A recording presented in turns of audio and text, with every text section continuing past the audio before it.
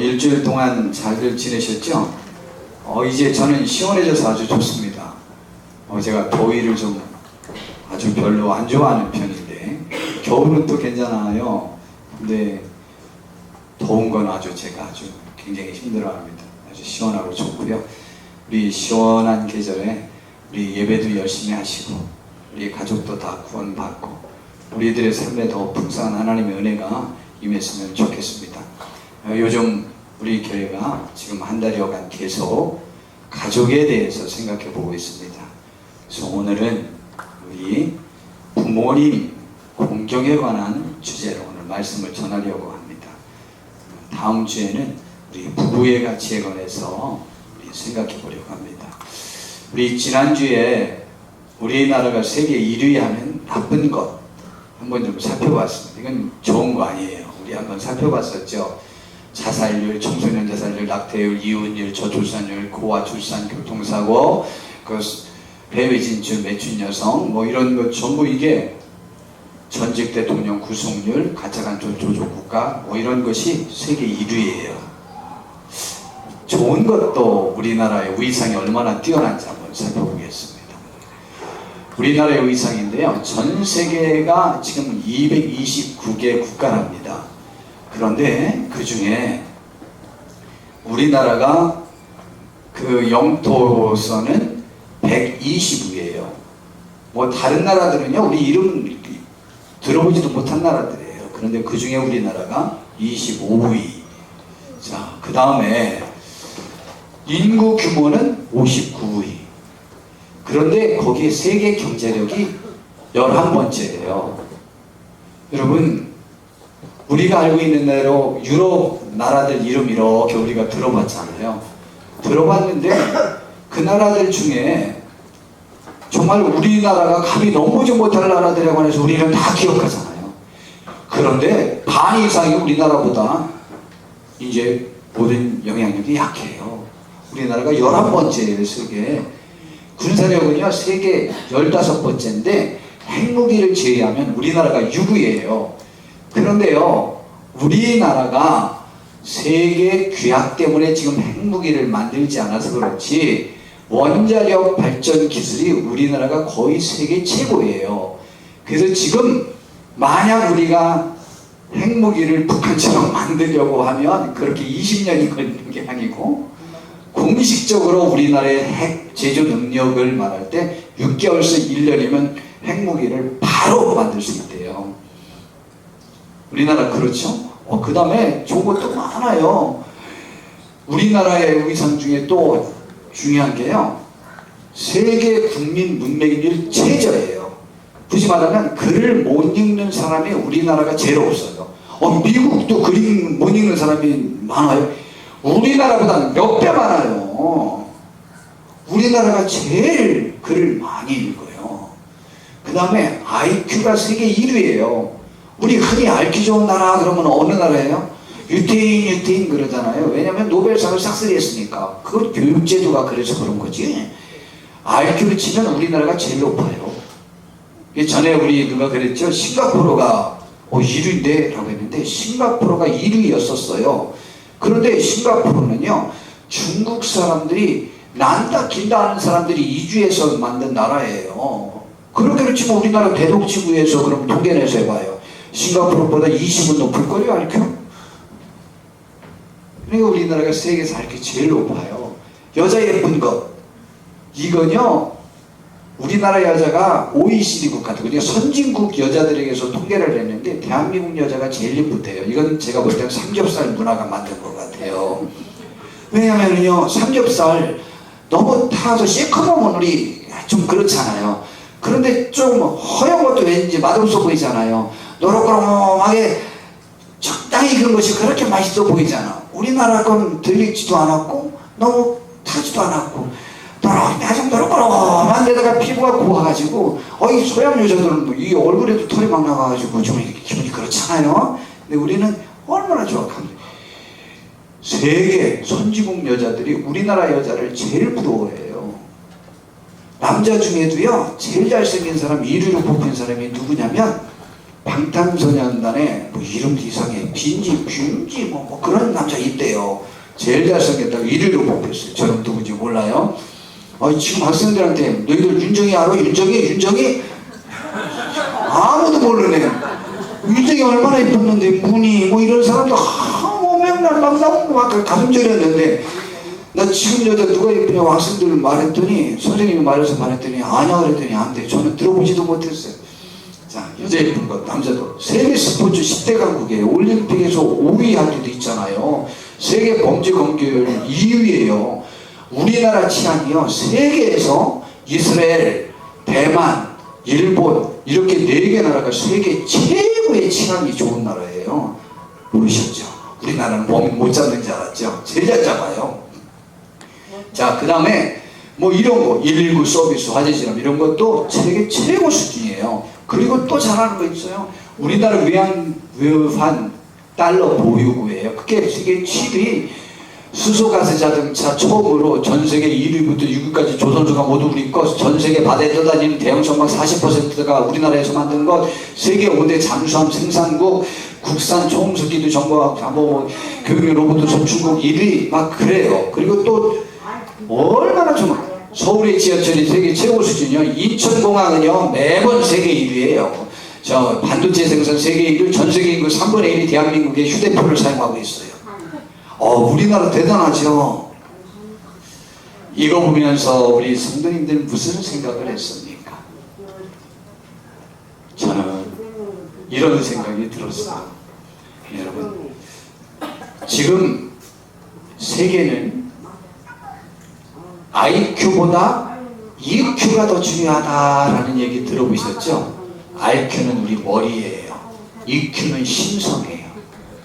심성이 그 사람의 삶에 영향력을 더 미친다는 것이 역사를 통해서 증명이 됐어요. 그것이 역사를 통해서 증명이 됐거든요. 그래서 심성이 좋아야 삶을 잘 살고 삶을 성공적으로 사는 특질이 있어요. 그런데 지금 우리나라의 지표를 살펴보니까 제가 제일 우려하는 특성이 나타난 거죠. 뭐냐면 능력은 세계에서 천부적으로 제일 뛰어나요. 제조기술, 뭐 여러 가지 능력. 앞으로 의학기술도 우리나라가 굉장히 발전할 거예요.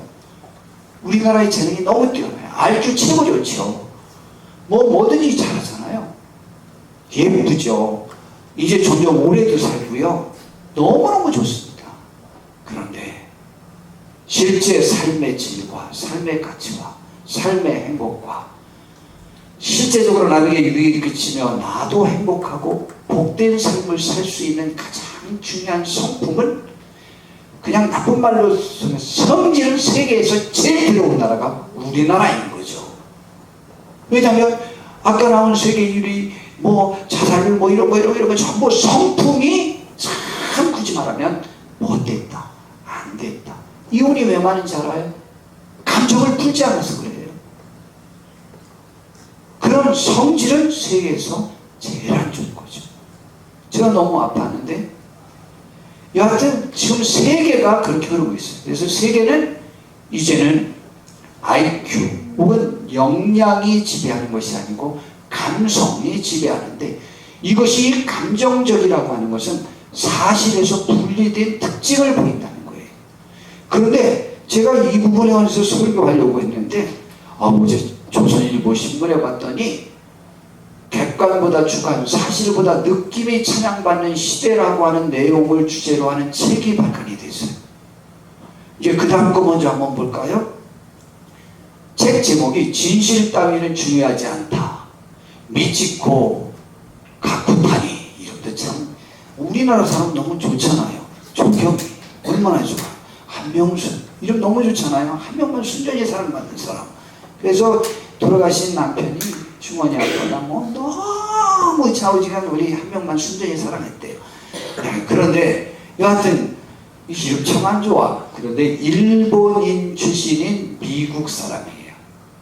이 사람이 진실 따위는 중요하지 않다라는 제목의 책을 만들었어요. 그 이제 전으로 다시 가보면 거기에 주 내용이 객관보다는 주관, 사실보다는 느낌이 찬양받는 시대라는 것이죠. 그래서 요즘 정치 형태를 이성보다는 감성에 기대는 태도가 정치화되며 진실이 실종되는 현상이 가속화되고 있는 시대라는 거죠. 그런데 이것은 정치 지도자만 잘못이 아니고 사실에 무관심한 유권자도 책임이 있다. 잘못된 지도자 탄생을 부르며 선동정치로 민주주의가 쇠퇴해가고 있어요. 그런데 그것이 가정에까지 삶과 사회까지 가장 크게 영향력을 미치는 나라가 우리나라인 거죠. 근데 그 영향이 교회에게까지 어느 곳에까지 그 영향이 미치지 않는 곳이 없어요. 특별히 가장 중요한 게 가정인데요. 가정에 큰 영향력을 미칩니다. 우리나라도 지금 너무 마음이 아파요. 서초동에서 뭐 200만 명 모였다, 300만 명 모였다 그랬더니 광화문에서는 그보다 2배 이상은 더 모였어요. 거기에 자극받아가지고 광화문만큼 또 서초동에서 어제 또 모였어요. 그랬더니 9일날 또 광화문에서 또 모인대요. 여러분, 어느 쪽을 지지하든 어느 쪽에 많이 모이는 것 때문에 들뜨지 마세요. 이걸 갖다 국론이 분열됐다고 하는 거예요. 이게 뭐예요? 나라가 이게 뭐예요? 너무 아프지 않아요? 너무 감정적으로 많은 것을 판단하면 안 돼요. 그래서 제가 자주 말하잖아요. 세계가 지금 그러한 흐름으로 흘러가고 있는데 감성시대라는 거죠. 이건 좋은 표현이고 나쁜 표현으로 말하면 감정이 지배하는 시대가 될 거예요. 그래서 내가 받은 감정이 객관과 사실, 이성과 지식, 합리, 양심, 도덕, 신앙, 이해관계에 얽힌 유익을 추구할 수 있는 능력을 상실해버려요. 내 감정이 나를 지배해버리고 주관이 나를 지배해버려가지고 그 다음부터는 어떤 대화가 그 감정이 상하면 되어지지 않는 시대로 점점 가고 있는데 이것은 옳지 못해요. 신앙은 거기에 기준을 제시하는 거예요. 내 감정, 내 판단, 내 기준에 뛰어넘는 우리의 영혼을 살리고 우리의 삶을 살리고 이해관계된 모든 사람들에게 평화를 가져오고 사랑과 유익을 가져올 수 있는 그 가치를 하나님 우리에게 제시하는 거예요. 우리는 그 가치의 기준이 우리를 지배하는 사람의 신앙이에요. 내 판단, 내 감정이 나를 지배하지 않도록 조심하셔야만 합니다.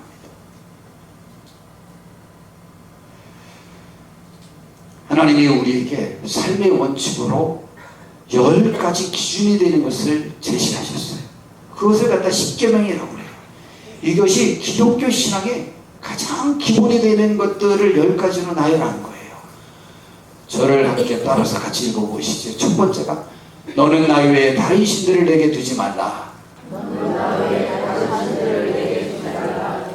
두 번째는 너를 위하여 생인우상을 만들지 말라. 그리고 그것들에게 절하며 그것들을 섬기지 말라고 했죠. 그 다음에 세 번째, 너는 내 하나님 여호와의 이름을 망령되게 부르지 말라. 이것은요, 자기 편의를 위해서 자기를 변호하려고 교회, 하나님, 신앙, 다른 사람 이름을 들먹거리지 말아라. 내가 잘못했을 때. 내가 교회 다니는데 그런 일을 하겠습니까? 이런 말을 하면 안 됩니다. 정말 내가 교회 다니는 사람으로 그런 일을 해서 하나님과 교회와 성도들과 우리 민족 앞에 잘못해서 죄송합니다 해야지. 내가 교회 다니는데 그런 잘못을 하겠습니까? 교회 다니는 사람은 그런 잘못 안 해? 우리 다 착해요? 우리 착해서 구원 받았어요? 아니에요. 우린 죄인된 모습으로 죽게 나온 거예요. 자, 그 다음에 네 번째인데요, 이것이 더 치명적이에요. 안식일을 기억하여 거룩하게 지켜라. 그런데 요즘은요, 안식일날 향락의 문화가, 안식일날을 맞춰서 술을 많이 마실 생각이나 놀러갈 생각이나 다른 것들을 하려고 하는 생각으로 꽉 차 있어요. 교회 다니는 사람들도 점점 그러려고 해요. 그런데 하나님은요, 일주일에 하루는 하나님 앞에 나가서 하나님의 말씀을 들으면서 그 말씀 가운데 나를 비춰보는 그러한 일을 하는 날로 삼으라는 거예요. 우리가 그렇게 하기를 바랍니다. 오늘 이렇게 오신 분들 그러려고 나오신 거예요. 오늘 나의 삶의 기준을 하나님의 말씀에서 비추어보는 거예요. 이런 거를 일주일에 한 번씩 나를 점검해 보려고 나는 주의 전에 나가야지. 그리고 이날은 어려운 사람을 돌아보면서 사랑을 나누는 실천하는 날로 삼으라고 그랬어요. 일주일에 하루는. 근데 이날이 우리는 반대의 시간으로 나의 시간을 갖는 것으로 지금 변화되어져 가는 시대에 살고 있잖아요. 근데 우리는 이 신앙을 한번 지켜봅시다. 근데 이 네 개까지가 하나님과 직접적으로 관련된 거예요. 그 다음에 5번째부터는 하나님을 믿는 사람으로서 사람과의 관계에서 어떻게 살아야 되는 것인지에 관해서 말씀해 주고 있는데, 그 중에 오늘 제가 말씀을 전하고자 하는 내 부모를 공경하라라고 하는 것이 첫 번째죠.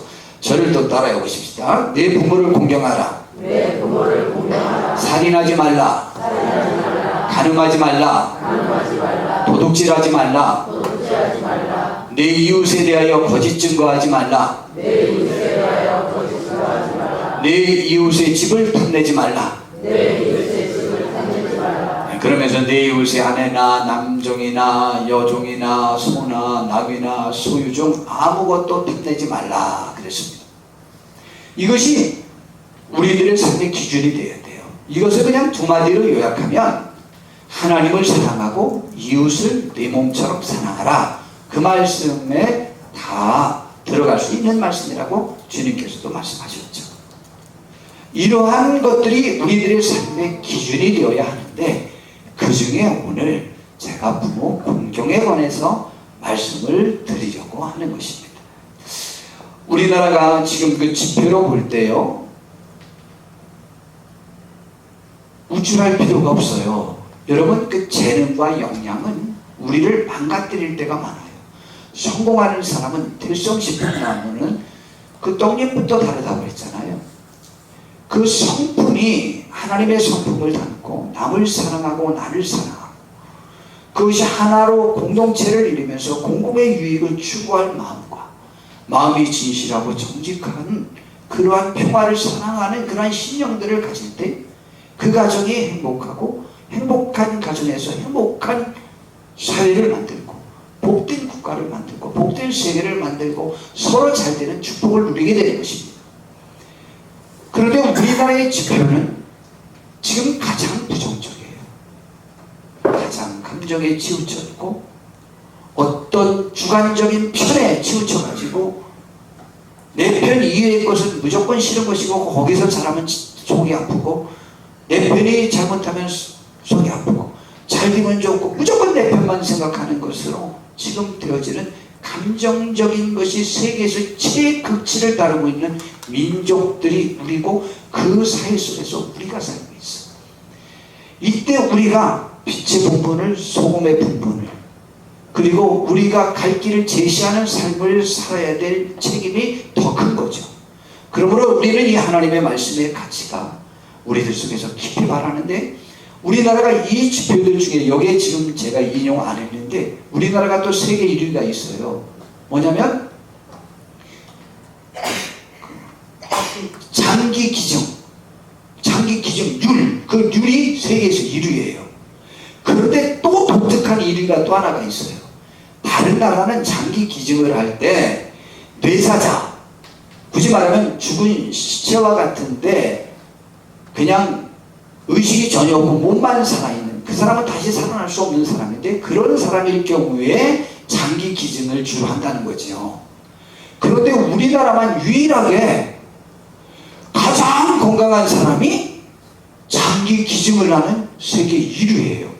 근데 그게 왜 그런가 하고 봤더니 간 이식을 부모를 위해서 자녀가 건강한 상태에서 자기 몸에 있는 건강한 사람이, 지금 뇌사자가 아닌 건강한 사람이 자기 장기를 빼서 부모님에게 드려서 부모님을 살리는 그 비율이 세계 1위예요. 세계에서 이것을 이해를 못합니다. 지금 어떻게 멀쩡한 사람이 자기 장기를 떼어서 줄 수 있냐?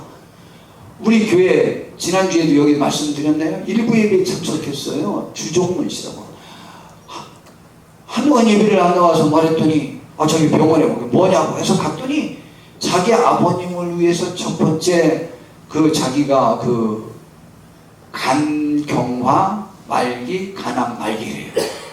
근데 장례를 기증하지 않으면 아버님이 죽는데.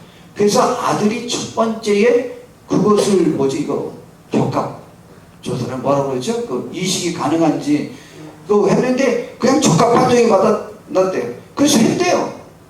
그런데요 70%를 떼어줬는데 한 달 만에 80%가 회복이 됐대요. 간은 원래 그렇다네. 나중에 또 해야 되겠어. 근데 무지하게 아팠대요. 깨어날 때 죽는 줄 알았대. 그렇게 아픈 줄 몰랐대. 근데 그때 잠깐 후회되라고 그랬대요. 아버님은 지금 병원에 계신데 아버님은 그만큼은 아니지만 거의 회복이 됐다는 거예요. 감사하지 않아요? 이야. 근데 오늘은 저 시댁에 간다고 못 왔어요. 근데 그 아내도 대단한 거예요. 아내가 웃긴 말을 그러잖아요. 첫 번째 남편이 이렇게 수술하게 돼서 어떻게 되냐고 그랬더니 다행이지 난 나까지 올까봐. 그런데요 어느 아내가 자기 시아버지를 위해서 자기 남편이 간을 띄워주고 쿵쿵 앓는 모습 보는 것을 허락할 아내가 그리 마음에 편치 못할 거예요. 속으로 내가 다행이다라고 했지만 그거 좀 좋은 아내예요. 좋은 며느리예요. 저는 그렇게 생각해요. 그렇지 않아요? 훌륭한 며느리예요. 자기 자식 자기 남편 그렇게 했는데 거기에 또 하나 달지 않고 그걸 허락하고 난 부부 괜찮더라고. 예. 그래서 제가요 행복했어요. 그 가정 보고 2주 전에 너무 좋게 왔어요. 하나님은 우리에게 이렇게 말씀하셨습니다. 출애굽기 저기 말씀 내 부모를 공경하라 한 말씀으로만 했는데 뒤에 끝까지 이런 말씀이 있어요. 그리하면 내 하나님 여호와가 내게 준 땅에서 내 생명이 길리라 그랬어요. 이것을 모세가 40년 전에 시내산 거기에서 십계명을 받고 바로 하나님께 말씀을 전하고 이 백성들에게 그 하나님의 말씀을 전하고 난 다음에 그가 죽기 전에 40년 후에 이스라엘 백성들에게 마지막으로 설교를 할 때 이 말씀을 또 인용한 거예요. 너는 내 하나님 여호와께서 명령한 대로 내 부모를 공경하라. 그리하면 내 하나님 여호와가 내게 준 땅에서 내 생명이 길고 복을 누리리라. 이런 말씀을 주셨지 않느냐. 신명기 5장 16절에 보니까 누리리라 하면서 다시 한번 설교를 한 거예요. 하나님께서 너에게 명령한 대로라고 하면서. 그런데 이것을 에베소서에서 바울 사도는 또 이렇게 말했어요. 그 말씀을 또 전한 거죠. 자녀들아 주 안에서 너희 부모에게 순종하라. 이것이 옳다 그랬어요. 이것이 옳습니다. 이렇게 순종하면 어떻게 되느냐. 내 아버지와 어머니를 공경하라. 이것은 약속 있는 첫 계명이니 무슨 약속을 주셨냐. 이로써 내가 잘 되고 땅에서 장수하리라 했어요. 예, 그러니까 이것이 하나님이 사람들에게 준 계명 중에 축복과 관련된 것 중에 제일 첫 번째가 부모 공경이라는 것이죠. 우리나라가 지금 정말 잘못된 성품, 감정에 사로잡힌, 앙심에 사로잡히는 그러한 성품이 세계에서 1위라면 그나마 우리나라가 옛날부터 동방의 예의지국이라고 하는 우리나라가 그 중에 다 버려놓고 한 가지만 그나마 지키고 있는 것이 있다면 부모님에 대한 효도예요. 여러분 좋은 예쁜 양속은 버리면 안 돼요. 교회가 들어왔다고 해서 그걸 버리면 됩니까? 불교가 들어왔다고 해서 그것을 버리면 됩니까? 유교가 들어왔다고 해서 그걸 버리면 됩니까? 아니에요. 혹은 서양 문물이 들어왔다고 해서 그걸 버리면 됩니까? 아니에요. 비교해서 좋은 것은 계속 계승해서 발전시켜야 돼요. 그 중에 하나가 이거예요. 그리고 우리나라가 세계에서 유일한 국가 중에 하나가 무엇인지 알아요? 현재 인구가 5천만이면서 이러한 경제력을 지닌 나라 중에 세계에서 다른 나라를 식민지로 두지 않고 이렇게 강대국이 된 나라는 우리나라가 유일해요. 미국도 보는 관점에 대해서 식민지를 뒀다 안 뒀다 할 수 있는데 그래도 필리핀을 약간 식민지로 뒀다고 그래요. 일본이 한 것처럼은 안 했지만. 그래서 사실 미국과 우리나라 외에는 없는 거예요. 특별히 우리나라는 어떤 것도 트집을 잡을 것이 없어요. 힘이 약해서 침략 못했겠지. 너무 그렇게 생각하지 마세요. 세계에서 징기스칸, 몽고가 세계 전쟁 중에 한 번도 져보지 않은 나라예요. 딱 한 번 졌어요. 우리나라 쳐들어왔다가 강남찬 장군이 몽고 이겼나요? 사실 때좀 맞죠? 우리나라한테 딱 한 번 졌어요. 우리나라를 너무 그렇게 얕볼 필요 없어요. 우리나라 성품이 그래서 안 그런 거예요. 전 그렇게 생각해요. 그 나라에 하나님이 복 주신 거예요. 근데 이 복을 발전시켜야 되는데 지금 성품이 악화되어져 가고 있잖아요. 그리스도의 말씀으로 우리가 선해져야 되고 그리스도의 말씀으로 사랑으로 찾아야 되고 그리스도의 말씀으로 우리들의 양심이 살아 역사되어져야 돼요. 전에 우리 학생들 이야기를 제가 저희 교회에서 자주 하는데 예수님이 12살 때의 모습이 누가복음에 나와 있어요. 뭐라고 말했냐면요, 예수님께서 지혜가 자라고 키가 자라매 하나님과 사람 앞에 사랑스러워 가더라라는 말씀이 있거든요. 그때 학생들에게 제가 성경 공부시킬 때인데 학생들이 이런 말을 하더라고요. 그때 중학생들이었을 것 같아요. 예수님도 우리랑 똑같았네요. 지혜도 잘하고 키도 잘하고. 그런데 뒤는 우리랑 다르네요. 뒤는 뭐예요? 하나님과 사람 앞에서 사랑스러워 가더라. 하나님과 사람 앞에서 점점 밟아버리고 싶을 대상으로 자기들이 변하고 있는 모습을 인정해서 난 그때 그 학생들이 얼마나 기특해 보이든지요. 근데 예수님이요, 자기가 하나님의 아들인 것을 알면서도 받들어 순종하여 섬기더라 그랬어요. 그 예수님이 세상의 구원자가 되셨잖아요. 부모님을 받들어 순종하여 섬기십시오. 이게 복 있는 것입니다. 정말 복 있는 거예요. 십자가상에서도 그의 어머니를 생각하셨던 예수님이잖아요. 이런 효심이 그를 귀한 복된 사람으로 만들었습니다. 다윗 왕은요, 그의 형들이 위로 4명이나 더 있는데도 불구하고 막내인 자기에게 세 형들이 전쟁터에 나간 소식을 알아오라고 그의 아버지가 막내인 자기에게 심부름을 시켰는데도 불구하고 거부하지 않고 갔습니다. 인류 역사상 사람 중에 가장 복받은 사람이 다윗 왕이에요. 그의 가문이에요. 그의 가문 중에 예수님도 났고 그의 가문이 유대왕이 영원토록 유대왕이 났어요. 이삭은요, 그 아버지가 하나님이 너를 제물로 바치래 라고 했더니요, 아버지 말에 순종해서 지금 120살은 됐을 건데 그 노인 아버지가 지금 20대 팔팔한 청년을 그 장작 위에 올려놨는데 아버지 미쳤어? 하고 밀쳐버리고 도망오면은 아버지가 그를 하나님께 드릴 수 없어요. 그런데 아버지 말에 순종해가지고 장작더미 올라가서 아버지가 칼을 내리치려고 하는데도 그냥 누워서 가만히 있어. 하나님이 아브라함의 신앙을 보려고 시킨 거지만, 그러나 그 이삭 너무 멋있잖아요. 아브라함도 멋있지만 믿음의 조상들이 된 거예요. 이것은요, 우리나라만 효도를 강조하는 게 아니에요. 성경은 더 강조하고 있고요. 세계 다른 나라도 그런 것도 있잖아요. 어머니 말에 순종한 바보 있잖아요. 바보 아들. 그래서 어쩌다가 웃지 않는 공주가 있었는데 그 왕이 하도 답답해서 내 딸을 한번 웃게 하는 사람에게는 딸을 사위로 아내를 줘서 내 사위를 삼겠다. 그렇게 했는데 이 멍청한 이 아들이 할 때마다 자꾸 실수를 하니까 어머니께서 앞으로 그런 물건이 있으면 머리에 이거 하라 그랬는데 이제 물건이 바뀐 건 모르고 어머니 말씀에 순종해서 염설로 머리에 이거 비틀거리고 오는 모습을 성 위에서 쳐다보던 공주가 낄낄낄낄 웃는 바람에 왕의 사위가 됐잖아요. 이 말은 세계 모두가 효도하는 것을 축복의 비결이라고 가르치고 싶어 했다는 거죠. 그게 옳은 자식이라는 거죠. 그게 복된 사람의 것입니다. 부모에게 효도하는 우리 교회 성도님이 되시기를 진심으로 바랍니다. 성경에서 정말 효도 잘해서 복받은 사람이 있어요. 그 사람이 룻이라는 여인이에요.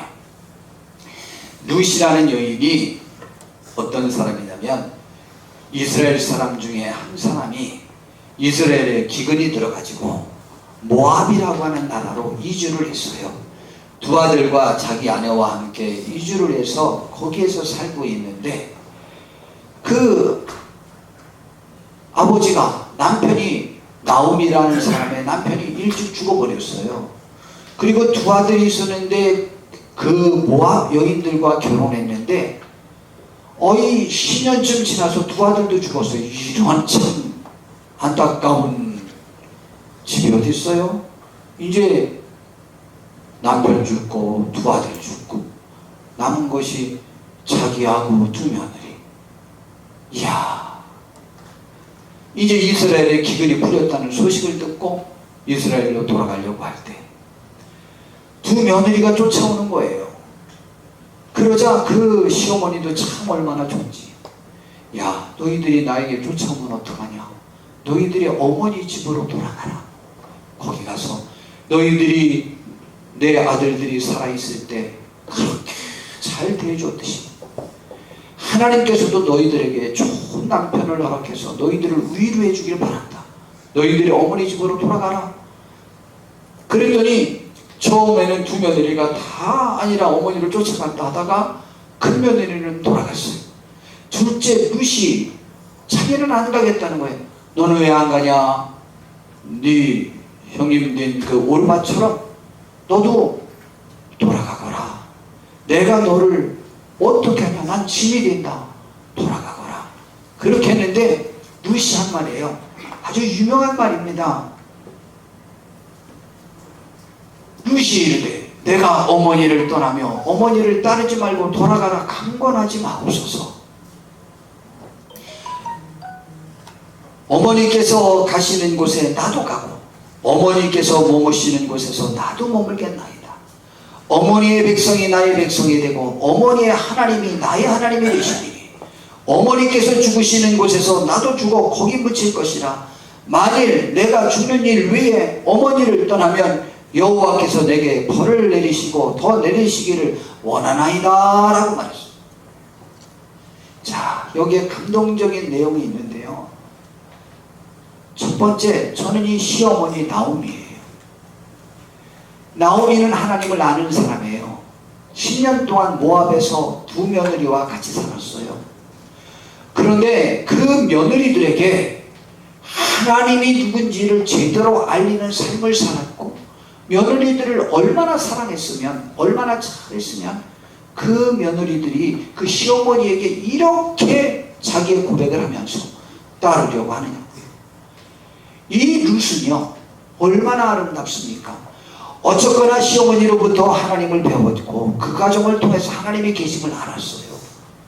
그러나 이렇게 결단하면서 그 하나님의 말씀대로 살아 부모를 공경하는데 더더군다나 재산도 없고 완전히 실패해버리고 이제 자기는 정상감으로 살아야 될 입장인데도 불구하고 지금 쫓아가서 시어머니를 모시겠다고 하는 이 룻은 성경에서 이의 행위가 얼마나 아름다웠던지 룻기라고 하는 책명이 생길 만큼 아름다운 여인이었어요.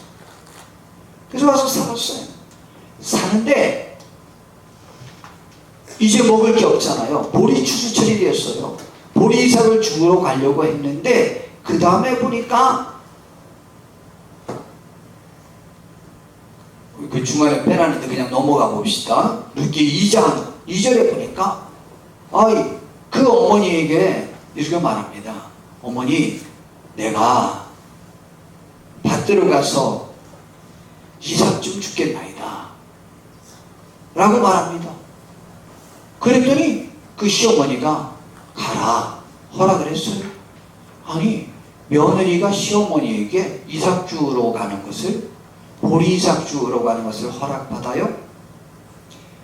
요즘 대한민국의 며느리들이 제일 스트레스 받는 것 중에 하나가 뭔지 혹시 아십니까? 친절하고 세련된 시어머니를 만나면 미쳐 죽으려고 해요. 아가야, 난 아가를 사랑한다.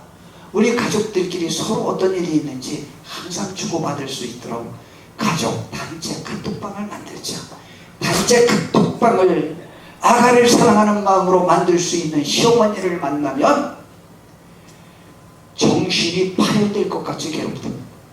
아침마다 어머니가 시어머니가 아가야 잘 지냈냐? 우리 애기들은 어떠냐? 기사에 난 거예요. 제일 스트레스 중에 하나가 정말 미쳐버리겠다. 나의 일상사를 전부 감독하는 것 같고 너무 싫은 거예요. 이것이 지금의 사회의 특징이에요. 그런데 며느리가 같이 살면서 나가는 걸 이야기해, 나가는 걸 허락받고 나가. 저도 우리 교회에서 시누이는 또 시어머니는 며느리들에게 전화할 때 아가 뭐하냐? 옳게 뭐해? 물어보면 안 된다고 저희 교회에서 가르쳤어요. 저희 누님들이 만약 저희 집에 제 아내에게 전화해서 옳게 뭐해? 라고 물어봤다가는 그날 난리 납니다. 우리 누님들에게 제가 그렇게 물어보면 되냐? 그냥 내 용건만 말해라. 물어보면 현재 상황을 말하는 것을 옳게 입장에서 부담스럽게 생각한다. 묻지 말고 옳게 이번에 누구 내 생일인데 그때 올 수 있어? 라고 물어보지 지금 뭐해? 인사말로도 물어보지 마세요. 제가 이제 그렇게 가르치거든요. 그런데 그렇게 가르쳐요. 김용기 장로님이 이렇게 효도를 가르쳤어요. 요즘 시대는 하도 바빠서 부모님께 안부를 묻거나 인사할 틈도 없다. 그러니까 같이 살거들랑 이 겉옷 하나만, 이것만을 아들 저 어머니 방에 이렇게 걸어놓으래요. 그리고 출근할 때 이거 가지러 가서 입으면서 어머니 저 오늘 출근할게요. 그럼 또 어머니는 또 차려심 안 하고 또 말씀하시겠죠? 아들은 지금 어머니가 사주심 했으면 좋겠는데. 그리고 돌아와서는 또 이것을 어머니 방에 가서 이것만 벗어놓으래요. 이것만 벗어놓으면서 어머니 저 다녀왔어요. 그렇게라도 인사를 해야 접촉이 되고 그게 효도다. 다른 것이 효도가 아니다. 그렇게 하는 것이 효도다 라고 가르쳤는데 참 옳다고 생각해요. 그것이 효도인 것이죠.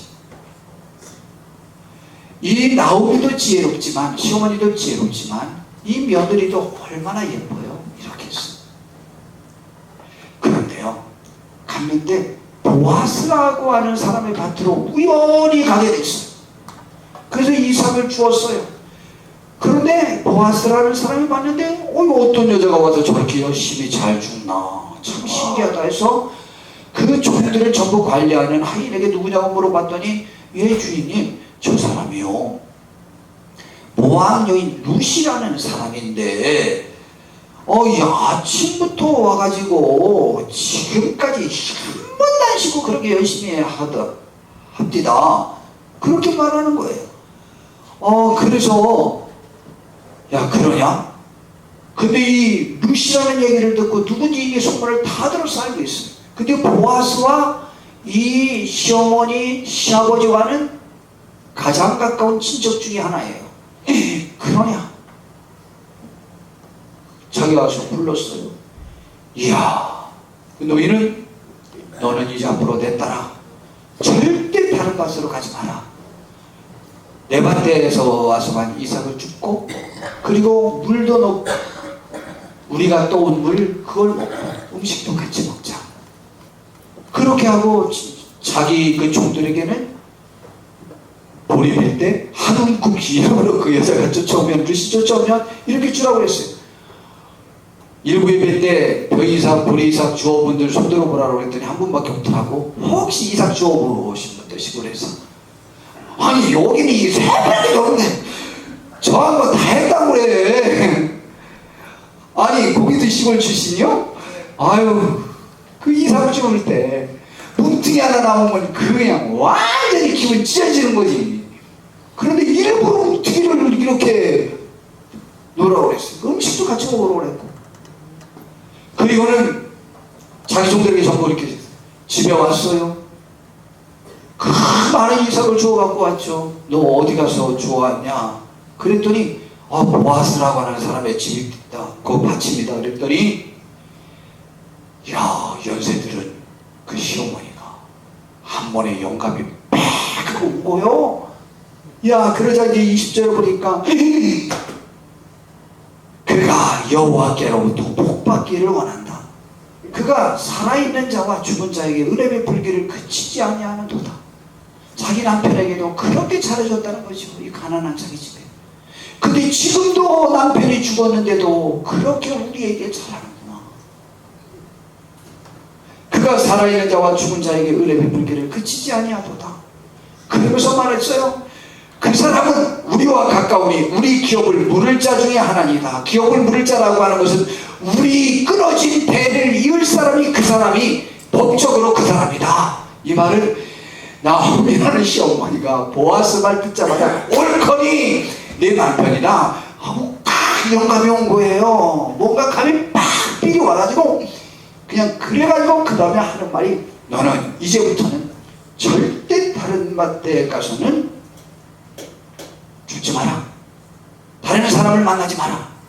그 집에만 가서 일을 하고 다른 사람을 만나지 아니하는 것이 종언이라. 22절에 그렇게 말했어요. 이야, 시어머니가 자기 며느리 결혼 프로젝트를 작동하기 시작한 거예요. 그랬는데요, 이제 추수가 끝나고 타작할 때가 된 거예요. 그가 보아스의 그 속성을 잘 아는 거예요. 야, 너는 오늘 잘 입고 그리고 향수도 뿌리고 그러고 난 다음에 가서 이삭을 줘. 그리고 낮에 잘 받았다가 저녁에 그가 타작마당에서 잠을 잔다. 그러면은 잠잘 때 몰래 그의 이불을 들치고 들어가라. 너는 단 남자에게 가서 오늘 잠자고 오라고 시키는 시어머니는 아이고 나 참 별 시어머니 다 있네. 그렇게 시켰어요. 그랬더니 루시도 순종했잖아. 그래서 이제 가서 몰래 들치고 잠을 자고 있는데 발 뒤꿈치 쪽으로 들어가서 자다가 그냥 쳐서 움직이다가 누가 다 건드리시니까 누구냐 하고 깜짝 놀라서 말했어. 그랬더니 나는 당신의 여종 루시오니 당신의 옷자락을 펴 당신의 여종을 덮어서서 나의 남편이 되어주소서. 청원을 지금 한 거예요. 당신이 기업을 물을 자가 됩니다. 그래서 보시죠. 그때 보아스가 깜짝 놀란 거예요. 그가 이르되 내 딸아 여호와께서 내게 복 주시기를 원하노라. 내가 가난하건 부하건 젊은 자를 따르지 아니하였으니 내가 베푼 인애가 총보다 나중에 더하도다. 이 보아스는 그의 시아버지와 동년배거든요. 그런데 어떻게 내가 이럴 수가 있느냐. 정말 복되다. 내가 내 시어머니를 모신 것 그거 잘했는데 지금 결혼에 대하여 나를 내 시어머니 말을 듣고 선택한 것은 이것은 더 복된 선택이다. 너무 훌륭한 거다. 너희 가정의 최고의 축복된 사람이다 라는 얘기예요. 그리고 이제 내 딸아 두려워하지 말라. 내가 내 말대로 내게 행하리라. 내가 현숙한 여인인 줄 나의 성백성이 다 아느니라. 나는 너를 열심히 살펴느니라 이 말이에요. 그런데 참으로 나는 기업을 물을 자인데 사실은 나보다 더 우선순위인 사람이 있다. 그 사람이 만약 거절하면 그 다음에 나니까 내가 내일 새벽 내일 낮에 그것을 해결할 테니까 너는 오늘 밤은 나와 함께 여기서 지내고 남이 알아보기 전에 새벽에 얼른 집으로 가거라. 다른 사람들이 여인이 타작마당에 들어왔다 나갔다는 소문이 들리면 안 좋으니라. 이야, 요즘 남자 같으면 그러냐 하고 당장 성관계 먼저 할 건데 이런 모든 절차로 이 룻을 보호할 수 있는 모든 방법으로 가장 아름다운 것으로 자기가 지켜주면서 절차면서 집에 갔어요. 시어머니에게 사초지적을 얘기했어요. 그랬더니 18절에 보니까 내 딸아 이 사건이 어떻게 될지 알기까지 앉아있으라. 그 사람이 오늘 이 일을 성취하기 전에는 쉬지 아니하리라. 야, 보아스의 성품을 깨뜨리고 있어요. 오늘 내로 결판될 거라는 걸 알고 있어. 결판되고 와서 결혼했어요. 아기를 낳았는데 아들을 낳았어요. 그 아들 이름이 오벳이고 오벳의 아들이 이새고 이새의 아들이 다윗이에요. 누가 되냐? 다윗 왕의 정조 할머니가 루시되고 그렇게 되는 거예요. 너무 감사하지 않아요? 이 루시 예수님의 족보에도 들었어요. 성도 여러분, 이렇게 인격적이고 이렇게 훌륭한 남자를 또 만날 수 있게 됐어요. 부자는 그 지역에서 제일 부자라고 성경에서 말하고 있어요. 근데 그 사람이 왜 결혼도 안 하고 그때까지 있었대요? 현숙한 여인. 아마 세상을 구하는 메시아의 조상이 되고 싶어서 기다렸나 봐요. 하나님의 위로가 우리에게도 함께하기를 정말 바랍니다. 대신 이 루시, 이 효성이 너무 아름답고 훌륭해서 성경에는 루시라는 그 며느리의 이름을 따서 룻기라고 하는 성경에 한 권이 생겨나기까지 했다는 사실입니다. 우리 신앙인은 우리의 가정에서 효를 향하여 하나님을 믿는 자들은 다르다는 것을 보여주어야만 합니다. 그래서 디모데전서에서 주신 말씀을 보면 이제 마지막인데요. 만일 어떤 과부에게 자녀나 손자들이 있거든 그들로 먼저 자기 집에서 효를 향하여 부모에게 보답하기를 배우게 하라. 이것이 하나님 앞에서 받으실 만한 좋은 거다. 하나님이 받아주지 않는 행위는 아무 소용없는 거예요. 하나님이 받아줄 만한 행위가 뭐냐? 부모에게 보답하고 효를 하라. 그래서 누구든지 자기 친족, 특히 자기 가족을 돌보지 아니하면 믿음을 배반한 자여 불신자보다 더 악한 자라고 했습니다. 그러므로 우리는요, 하나님께 예배하고 전도하고 기도하고 열심히 섬김으로써 하나님께 충성하세요. 또한 가정에서 부모님을께 순종하고 효도하고 따르세요. 받드세요. 그리고 아내를 사랑하고 남편을 존중하고 그렇게 할 때 하늘의 축복이 함께하는 것이고 하나님을 섬기는 거예요. 교회에서도 충성하듯이 가정에서도 하면 똑같은 거예요. 가정에서나 교회에서나 똑같이 이렇게 행해야 세상 사람들이 또한 하나님이 받아주실 수 있다는 거예요. 하나님이 받아주실 수 있는 복된 하늘의 사람들이 될 때 하늘의 축복을 우리가 받아 누리는 것 아니겠습니까? 세상에서 우리가 믿는 사람으로서 남에게 인정받을 수 있는 기준이 그러한 것들로 보일 수 있다는 것입니다. 우리 만일께 성도님들 효도하시기를 바랍니다. 아멘. 아멘 하셔야죠. 아멘. 근데 효도인데 여기 지금 친정엄마라고 그러면 내가 얼른 대답을 제일 크게 하려고 그랬는데 여기 하필이면 얘를 시어머니로 예를 들어가지고 내가 지금 대답 안 한 건데 뭐 이렇게 하시면 안 됩니다. 시어머니에게도 친정 부모님에게도 시부모님에게도 친정 부모님에게도 똑같이 효도하세요. 저희 교회 가정들을 살필 때 참 복된 시어머님이 복된 또 며느리들 또 자녀들 가정들 볼 때 제가 얼마나 좋은지 몰라요. 너무너무 감사해요. 정말 아름다워요. 진짜 아름답습니다. 어떤 때는 그 시가와 모든 것들을 멸시할 수 있을 만한데 멸시하지 않고 존중하며 어떻게 하면 좋은 가정 되게 할까 애쓰는 또 며느리들 볼 때 아유 나이도 적은 사람들이 기특하더라고요. 얼마나 감사한지 몰라요. 우리 이 효는 하나님이 받으실 만한 귀중한 것이고 축복과 약속된 것 첫 번째라고 하니까 이거 하나님 섬긴 것 복도 받으셔야 좋잖아요. 그렇게 꼭 부모님께 효도하는 복된 우리 만일께 성도님들 되어서 하나님이 계심을 세상에 보여야 되지 않겠습니까? 우리의 사명이 그건데 그렇게 하여 하늘의 축복도 받아 누리는 우리 모든 성도님들 다 되시기를 진심으로 바랍니다. 기도하겠습니다.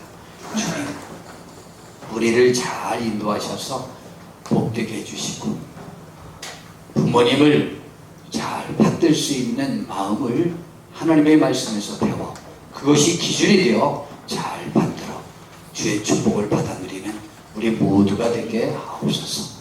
그리고 가족의 구원을 이룰 수 있도록 축복 내려 주시옵소서. 예수님의 이름으로 기도드렸습니다. 아멘.